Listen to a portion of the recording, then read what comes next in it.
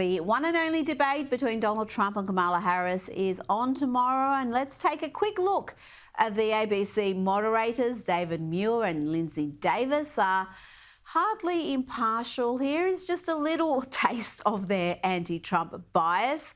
These are comments from less than a month ago from Davis linking Trump to a white supremacist cause. Former President Donald Trump is expected to go campaign in Howell, Michigan tomorrow. Many people are aware that a month ago in Howell, KKK protesters marched in the streets with the white robes on and suggested that they support Donald Trump. I'm curious if you make anything about that connection and him going in particular to Howell tomorrow. Joining me now is Newsweek Senior Editor-at-Large and Article 3 Project Senior Counsel Josh Hammer. Josh, that was a bizarre question from an ABC anchor. Will tomorrow's debate be a level playing field? Probably not, if I had to guess. I mean, ABC News, of course, would be the same American media outlet that hires George Stephanopoulos to anchor its Sunday news show. The people will probably recall that George Stephanopoulos was one of the preeminent Clinton campaign staffers, along with Jimmy Carville, back in 1992. I mean, he is about as partisan a Democrat as it gets in all of the mainstream corporate media. This is not an objective outlet at all. Actually, Rita, if I think back, it was on the precipice of the 2020 presidential election. Wisconsin has become one of America's foremost swing states.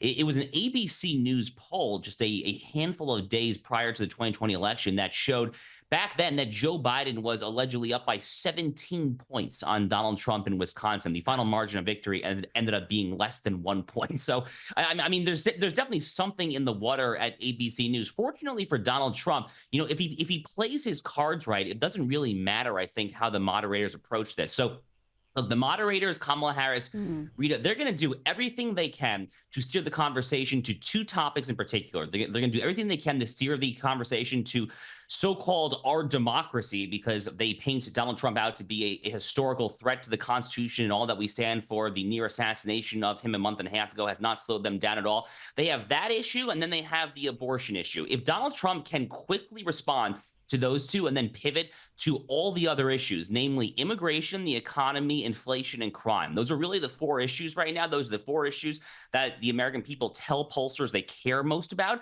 and Donald Trump is more trusted on each of those four issues. So if he can quickly pivot, so for example, on the question of our democracy, which I'm sure is going to come up at some point, all he has to do, Rita, is look into the camera and very straightforwardly and clearly say, there is one person on this stage whose Department of Justice is trying to incarcerate the opposition. And guess what? It's not me. And then immediately pivot to the economy, immigration, and so forth. If he can do that, he's going to be in great shape, I think.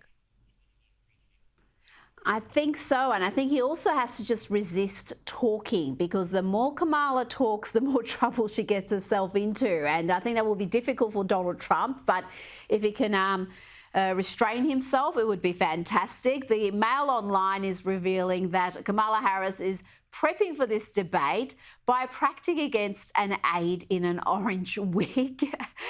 No reports yet whether it's this guy, my favourite Trump impersonator. What do you think about this?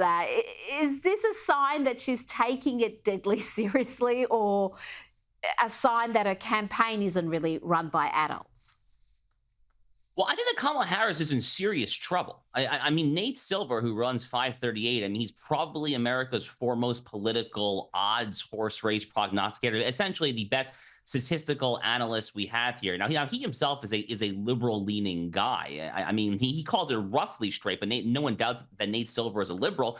You know, his model actually just a few hours ago actually changed to Donald Trump having about a 65 to 66% chance of winning the election. In fact, according to Nate Silver's current model, Donald Trump is favored in literally every single swing state right now: Nevada, Arizona, Georgia, North Carolina, and all three of the big Rust Belt states of Wisconsin, Michigan, and Pennsylvania, especially Pennsylvania, which is the largest Electoral College prize of them all, of all the swing states. So Donald Trump is actually in very good shape right now. And you know, there were a lot of people, Rita, who after they pulled the bloodless coup of Joe Biden and inserted the cackling communist from California, Kamala Harris, in Joe Biden's stead, there were a lot of people who started freaking out. Yes, the polls tied in there. You know, I have to say, I don't want to pat myself in the back too hard, but I was not one of them, because as you just said, the more people that actually listen to and hear Kamala Harris talk, it's like an immediate repulsion. I mean, it's like oil on water. The woman is just not likable. And she's obviously been profoundly terrible as an actual leader. You know, she's been vice president of one of the worst administrations in the entire history of the Republic. Her presidential campaign in 2020 bowed out well before the first votes were even cast in Iowa. I could go on here, but she's in big trouble. And what that means in concrete, tangible terms is that she has a lot on the line in this debate. So I'm not surprised that she's pulling out all these gimmicks, these stunts, the orange-haired wig or whatever there, because the stakes are really, really high for her. I would argue even higher than for Donald Trump himself. I agree with you there. I think the polls, Trump always performs poorly in polls compared to where his support really is. If they're saying he's leading by 3, you can be sure he's probably leading by 8 or 9. Now, that's always been the experience with his numbers, including in 2020.